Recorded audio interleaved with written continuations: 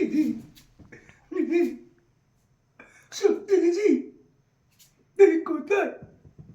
আমি যে তোর ভাই, আমি অজয়, আমি আমি চোখে দেখতে পাই না, হচ্ছে লোকে আমায় কথা বলে।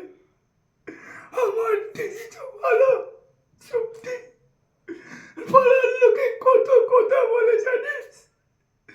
তোর বোন সত্যি অসহায় পথচারিণী, বাজে মেয়ে না। না দিদি, আমি এই কথা শুনতে চাই না। আমি চোখে অন্ধ বলে তোদের তোমারে লোকে তোমারে আমি একটু ভিক্ষা করে খাই, তার বিনিময় পাই কি লাঞ্ছনা গঞ্জনা, আর কিছু নাই দিদি, আর কিছু না।